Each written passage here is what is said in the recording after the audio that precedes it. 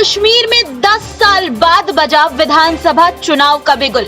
18, 25 सितंबर और 1 अक्टूबर को वोटिंग। हरियाणा की सभी सीटों पर 1 अक्टूबर को, नतीजे आएंगे 4 जून को।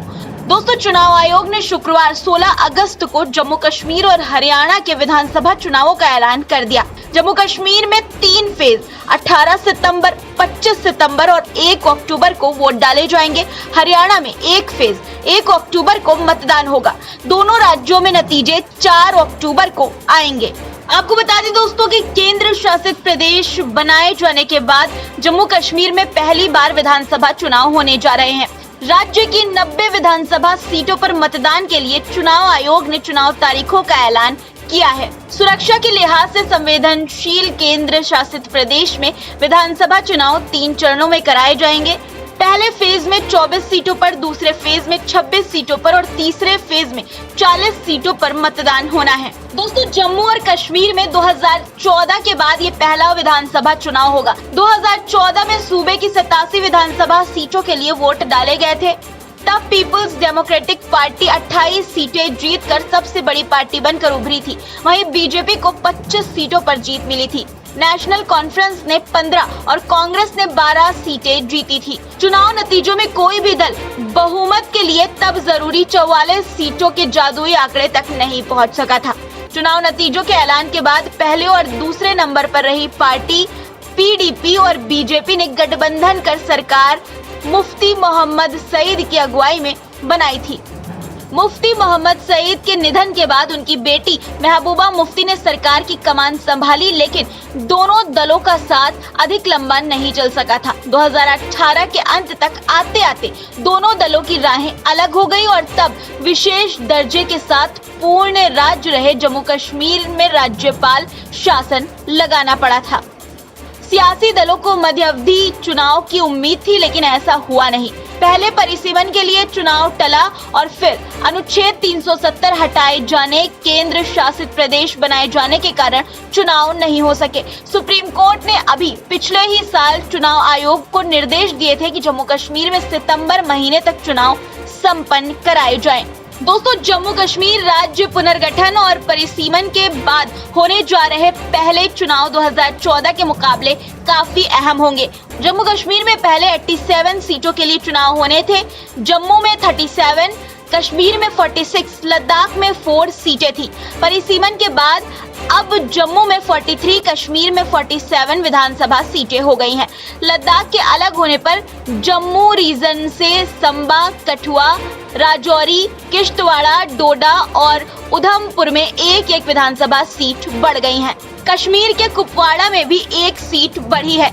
लिहाजा इस बार इन 90 विधानसभा सीटों पर 3 चरणों में मतदान होना है। हरियाणा की बात करें दोस्तों, तो हरियाणा की सभी 90 सीटों के लिए एक ही चरण में मतदान होगा। सभी 90 सीटों पर 1 अक्टूबर को मतदान होगा और चुनाव नतीजे 4 अक्टूबर को मतगणना के बाद आएंगे। बता दें आपको कि मुख्य चुनाव आयोग ने कहा कि हरियाणा की 90 में से 73 सीटें सामान्य और 17 सीटें आरक्षित हैं। हरियाणा में 27 अगस्त को फाइनल वोटर लिस्ट जारी होगी। उन्होंने कहा कि हरियाणा में 2 करोड़ से ज्यादा मतदाता हैं, 20,629 पोलिंग बूथ है, 150 मॉडल पोलिंग बूथ है। मुख्य निर्वाचन आयुक्त राजीव कुमार ने कहा कि लोकसभा का चुनाव दुनिया में हमारी लोकतांत्रिक ताकत का प्रमाण है।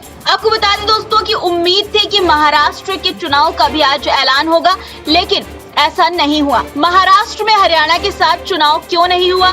जब इसकी वजह सीईसी से पूछी गई तो उन्होंने कहा, महाराष्ट्र का चुनाव और हरियाणा का चुनाव एक साथ। देखिए, पहले महाराष्ट्र और हरियाणा एक साथ हुए थे। 3 नवंबर हरियाणा की डेट है तो 26 नवंबर महाराष्ट्र की डेट है, राइट। उस समय में J&K was not a factor, so one could have gone little later.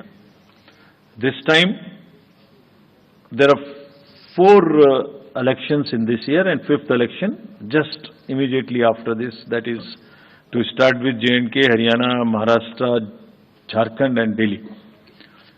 So depending on the forces, requirement of forces, which is as I said, was in a higher tone in J&K,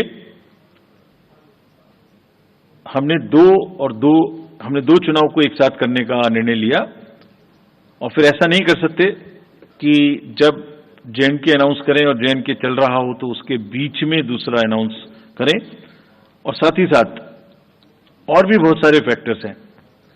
वो factors क्या हैं? अभी महाराष्ट्र में बारिश भी थी, BLOs का work करना बाकी है, और बहुत सारे फेस्टिवल्स भी हैं जिसको हमें शेड्यूल करने में देखना है। That is like Ganesh festival, Pitrupaksha, Navratri, Diwali, all that put together, this is what we thought that we can handle as 2 elections at a time.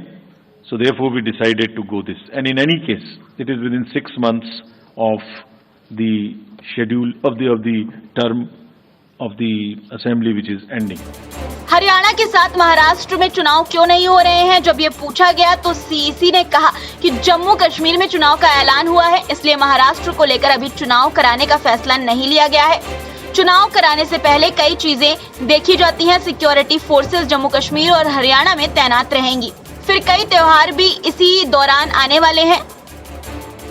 दोस्तों कमेंट में बताइए कि जम्मू कश्मीर में 10 साल बाद होने जा रहे विधानसभा चुनावों पर आपकी क्या राय है, और चैनल को अगर आपने अभी तक सब्सक्राइब नहीं किया है तो जरूर से कर लीजिए दोस्तों।